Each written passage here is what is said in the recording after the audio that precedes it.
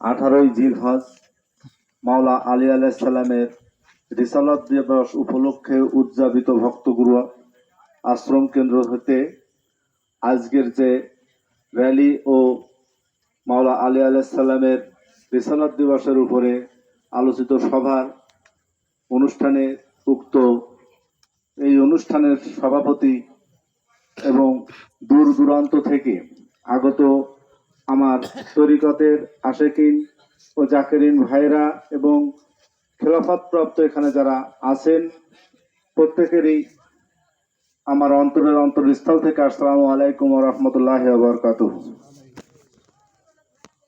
আজকের এই মাইকের শব্দ তরঙ্গ যে পর্যন্ত পৌঁছাচ্ছে উক্ত গ্রামবাসী যারা আছেন এবং এখানে উপস্থিত যারা আছেন প্রত্যেকেই অন্তপক্ষে বিষয়টা বুঝতে পেরেছেন যে আজকে হচ্ছে 18ই জিলহজ মাওলা আলী আলাইহিস সালামের খেলাফত দিবস।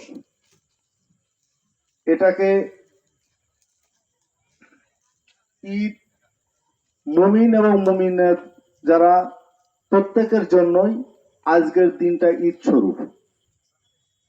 অনেকেই বলছেন নবী মুহাম্মদ সাল্লাল্লাহু আলাইহি সাল্লাম পরবর্তীতে আর কোনো রসুলে পৃথিবীতে নাই, এটা যারা মন গড়া ভাবে বলছেন তাদের বলার উদ্দেশ্যটা হচ্ছে আজকের এই দিনটা যারা উদযাপন করছেন এদের বিরুদ্ধে যারা আছেন তারা মাওলা আলী আলাইহিস সালামের বিরুদ্ধে, তারা রেসালাতের বিরুদ্ধে। রেসালাতের বিরুদ্ধে হওয়ার কারণটা কি? যদি রেসালাত থাকে তাহলে মসজিদ মাদ্রাসাগুলো চলবে না, বিভিন্ন রকম মানুষের তৈরিকৃত কিতাবগুলো চলবে না, ধর্মটাকে ব্যবসায়িক ভাবে রূপান্তরিত করা চলবে না। কেন চলবে না? এর একটি কারণ হচ্ছে যদি আপনার রেসালাত থাকে। তাহলে যারা বর্তমান সময় বলছে যে আর কোনো রেসালাতের পথ নাই, আর কোনো রসুল নাই, তাদের উদ্দেশ্য কিন্তু একটাই, ধর্মটাকে নিয়ে ব্যবসা করে খাবে। তাহলে ধর্মটাকে ব্যবসা করতে গেলে কিভাবে? যারা আদম সেজদা করছে এদের ধর্মটাকে এরা ব্যবসা করছে না, যারা আদম সেজদা করছে না তারা ধর্মটাকে নিয়ে ব্যবসা করছে? কারণটা কি? কারণ যারা আদম সেজদা করছেন তাদের জন্য একটা মহৎ বাণী হচ্ছে এই যে শর্তহীন ও স্বার্থহীন ভাবে প্রভুর ইবাদত করা। এটা যদি কেউ করতে চায় তাহলে একমাত্র এই আদম সেজদার মাধ্যম দিয়েই সে করতে পারবে। যদি আপনি বলেন সেটা কিভাবে পারবে? যখন আল্লাহ রাব্বুল আলামিন বললেন অর্জতুলি আদম, আদমের দিকে সেজদা করো, ইবলিস ব্যতীত সকলেই সেজদা করলো। আল্লাহ ইবলিসকে জিজ্ঞাসা করছে, হে ইবলিস, তোমার কি এমন হলো যে আমি যে তোমাকে সেজদা করতে বললাম আদমের দিকে, তুমি সেজদা করলে না কেন? তখন কিন্তু ইবলিস বলেছিল, হে প্রভু, আমি আগুনের তৈরি আর মাটির তৈরি, ওকে দুর্গন্ধ কর্দমাক্ত মৃত্তিকা হইতে তুমি তৈরি করেছো, এই কারণে আমি সেজদা করিবার নয়। তাহলে এখানে তার স্বার্থটা কি? ইবলিসের একটা স্বার্থ জড়িয়ে গেল না? যে ইবলিস আগুনের তৈরি, সে অহংকার করলো।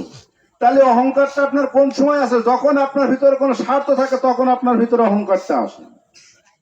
তাহলে বর্তমান সময় যারা আদম সেজদাটা করলো না তাদের অবস্থানটা কি? তাদের অবস্থানটা তো ইবলিসের সাথে অ্যাটাচড, সংযুক্ত না? এরপরেও যারা আদম সেজদা করছেন না তারা অনেকেই যারা বলছেন যে দেখেন আপনারা যাই বলেন না কেন আমরা তো ওইভাবে বুঝতে পারছি না, পরবর্তীতে রসুল আছে, এইটা মানার ব্যবস্থাটা ওইটা কি? আপনারা যে বলছেন মাওলা আলী কারিমুল্লাহ তিনি যে রসুল, এটা আপনারা কিভাবে প্রমাণ করছেন? এটা প্রমাণ করার একটা আয়াত হচ্ছে, দেখেন সূরা আল ইমরানের 164 নম্বর আয়াত আল্লাহ রাব্বুল আলামিন বলছেন যে আমি মুমিনদের ভিতর হইতেই আমি রসুল প্রেরণ করি যে আমার আয়াত সমূহ তেলাওয়াত করে, তোমাদেরকে পবিত্র করে, তোমাদের কিতাব ও হিকমত শিক্ষা দেয়, কারণ ইতিপূর্বে তোমরা ছিল পথভ্রষ্ট। তাহলে মুমিনদের ভিতরে থেকে রসুল তৈরি হয়, এটা তো আল্লাহ বলছেন। তাহলে মাওলা আলী কারিমুল্লাহ সারা পৃথিবীর মানুষ যারা তরিকত করে এবং তরিকতের বাইরে, তারা সকলেই বলছে যে তিনি ছিলেন মুমিনদের সর্দার। কি বলছে না? যারা তরিকতে আছেন এবং যারা তরিকতের বাইরে আছেন তারাও কিন্তু বিশ্বাস করে যে মুমিনদের সর্দারকে মাওলা আলী কারিমুল্লাহ। তাহলে মাওলা আলী কারিমুল্লাহ মুমিনদের যদি সর্দার হয়ে থাকে, তা আল্লাহ বলছে আমি মুমিনদের ভিতর থেকে রসুল তৈরি করছি। তখন তারা বলছে এই মর্মে আপনাদের কাছে আয়াত কোথায়? সূরা আল ইমরানের 81 নম্বর আয়াতটা খুলে দেখুন। ওই আয়াতে আল্লাহ রাব্বুল আলামিন বলছেন, আমি নবীদের কাছ থেকে অঙ্গীকার লইলাম যে তোমাদের কিতাব ও হিকমত যা কিছু দিয়েছি তার প্রত্যয়নকারী রূপে একজন রসুল আসিবে, সেই রসুলের প্রতি তোমরা ঈমান আনিবে এবং তোমরা তাকে সাহায্য করিবে। তোমরা কি এই অঙ্গীকার গ্রহণ করিলে? তখন নবীরা বলছেন, হ্যাঁ আল্লাহ, আমরা এই অঙ্গীকার গ্রহণ করিলাম। তবে তাহলে তোমরাও সাক্ষী থাকো, আমিও তোমাদের সাথে সাক্ষী রইলাম। তাহলে আল ইমরানের 81 নম্বর আয়াতে নবী মুহাম্মদ সাল্লাল্লাহু আলাইহি সাল্লামের প্রত্যয়নকারী রসুলকে, প্রত্যয়নকারী রসুল হচ্ছেন মুমিনদের থেকে যিনি রসুল হচ্ছেন। তাহলে যিনি মুমিনদের সর্দার, তাহলে নিশ্চিত হওয়া যায় যে তিনি 100% এই প্রত্যয়নকারী রসুল। এই প্রত্যয়নকারী রসুল এই 18 জিলহজ গাদুরে খুমে যখন আল্লাহ রাব্বুল আলামিন বলছেন সূরা মায়েদার 67 নম্বর আয়াতে, হে রাসূল, আপনি যদি রিসালাতের ভারাপন না দিয়ে যান তাহলে আপনার কিছুই করা হলো না। তখন গাদিরে খুনেই নবী মুহাম্মদ সাল্লাল্লাহু আলাইহি সাল্লাম মাওলা আলী কারিমুল্লাহকে এই রিসালাতের ভারাপন দিলেন। যখন রিসালাতের ভারাপন দিলেন, ওই মাওলা আলীকে যখন তিনি রসুল হিসেবে বিশ্বাস করলেন, তখন মাওলা আলী আলাইহিস সালাম নবী মুহাম্মদ সাল্লাল্লাহু আলাইহি সাল্লামকে প্রত্যয়ন দিলেন।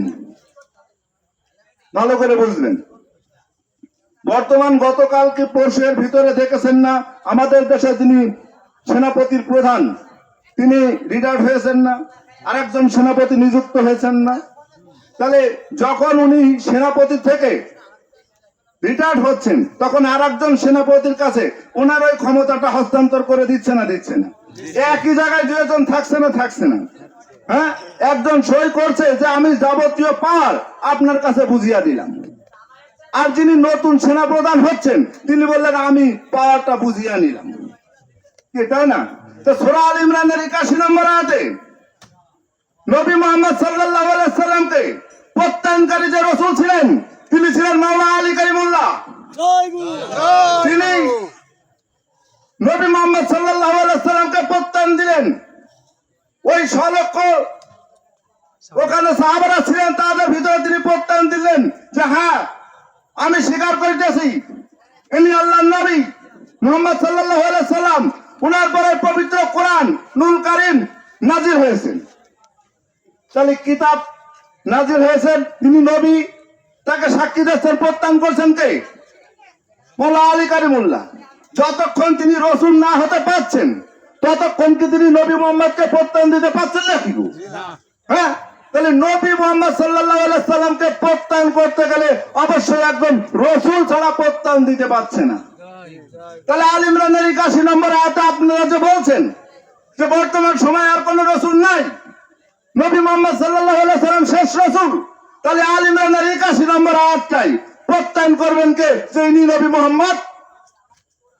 ইনি নবী মুহাম্মদ সাল্লাল্লাহু আলাইহি সাল্লাম প্রত্যয়ন করলেন মাওলা আলী কারিমুল্লাহ। কেন করলেন? এই রিসালাতের পর ধারাবাহিকভাবে থাকার প্রয়োজনটা কি? কারণ আদম সেজদায় আল্লাহ রাব্বুল আলামিন সিরাতাল মুস্তাকিম ঘোষণা করেছেন সূরা হিজরের 41 নম্বর আয়াতে, যে কালা হাযা সিরাতুল আলাইয়া মুস্তাকিম। এই ঘোষণাটা করলেন আল্লাহ রাব্বুল আলামিন বেহেশতের ভিতরে। উনি তো বেহেশতের বাইরে তো ইবলিসের সামনে তো আর ঘোষণা করেননি। আদম তো একবারও বলেনি যে এই আদম সেজদাটাই সিরাতুল মুস্তাকিম।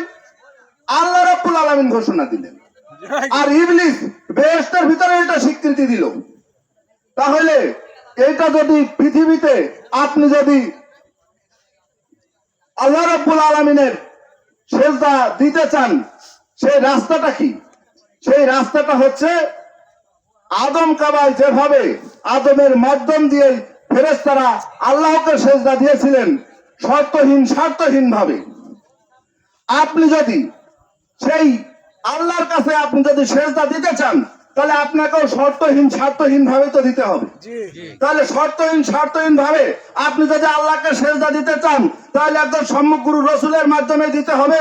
কারণ যে পর্যায় পরিক্রমাটা আল্লাহ রাব্বুল আলামিন সৃষ্টি জগৎ করার আগেই বেহেশতের ভিতরেই যে প্রক্রিয়াটা সমাধান করলেন, সেই একই প্রক্রিয়া পৃথিবীর ভিতরেও দিলেন। কারণ আপনাকে আবার ওই বেহেশতে যেতে গেলে ওই একই প্রক্রিয়ার একই প্রসেসিং এর মাধ্যমে আপনাকে আসতে হবে। জয় গুরু। তা যদি না আসতে পারেন, তাহলে আপনি বেহেশতে ঢুকতে পারছেন না। এই কারণেই এই সম্মুখ গুরু রসুল আর রেসালাতের ধারা এই 18 জিলহজ থেকে শুরু হয়েছে নবী মুহাম্মদ সাল্লাল্লাহু আলাইহি সাল্লামের শেষ নবীর পরবর্তী কাল থেকে। ইতিপূর্বেও অন্যান্য নবীদের ক্ষেত্রেও এই একই নিয়ম ছিল। সেটাও যদি আপনি দেখেন, সূরা বাকারার 87 নম্বর আয়াতে ঘোষণা করেছেন আল্লাহ রাব্বুল আলামিন যে আমি অবশ্যই মুসাকে কিতাব দিয়েছি এবং পর্যায়ক্রমে রসুলগণকে রাখিয়াছি এবং মরিয়ম তার মা ঈসাকে উত্তম মর্যাদা দিয়েছি। তোমাদের ভিতরে কতককে তোমরা মিথ্যাবাদী বলেছো এবং কতককে হত্যা করিয়াছো, তোমাদের যাহাদের পছন্দ হয়নি সেই সব রসুলদের। তাহলে নবী মুহাম্মদ সাল্লাল্লাহু আলাইহি সাল্লাম আসার পূর্বেও মুসা থেকে ঈসা পর্যন্ত এই 2000 বছর এর ভিতরেও, কম বেশ হতে পারে 2000 বছরের, এর ভিতরেও রসুল প্রক্রিয়া ছিল। কেন ছিল? যেহেতু সিরাতাল মুস্তাকিমটাকে আল্লাহ রাব্বুল আলামিনকে টিকিয়ে রাখতে হবে কিয়ামত আসার আগ পর্যন্ত। আর যদি সিরাতাল মুস্তাকিম টিকিয়ে রাখতে হয়, তাহলে রসুল চলমান রাখতে হয়। কারণ রসুল ব্যতীত আল্লাহ রাব্বুল আলামিন সিরাতাল মুস্তাকিম টিকিয়ে রাখতে পারছেন না। কারণ প্রত্যেক নবী রসুলই সিরাতাল মুস্তাকিমের উপরে দণ্ডায়মান। এই কারণেই রিসালাত পথ আল্লাহ রাব্বুল আলামিন রেখে দিয়েছেন। তাই আজকে এই 18 জিলহজ মাওলা আলী আলাইহিস সালামের রিসালাত দিবস, তার প্রত্যেক মুমিন মুমিনাতের আনন্দের দিন নয় শুধু, এটা একটা ঈদের দিন। আর মুমিন মুমিনাত যাদেরকে এই দিনটাকে ঈদের দিন মনে হয় না, তারা আলী আলাইহিস সালামের বিপরীত দিন, অর্থাৎ এজিদের দিন। তাই সম্মুখ গুরু রসুল, যার গুরু তার রসুল, এই রসুলের ধারাবাহিকতায় এসে আদম সেজদা গ্রহণ করার মাধ্যমে আল্লাহর সিরাতাল মুস্তাকিমের পথে আসার আহ্বান রেখে আমি আমার সংক্ষিপ্ত কথা এখানে শেষ করছি। জয় গুরু, আমার গুরু খাজা হাসিবুল হক চিশতি চরণে ভক্তি, সকল সাধু চরণে হোক।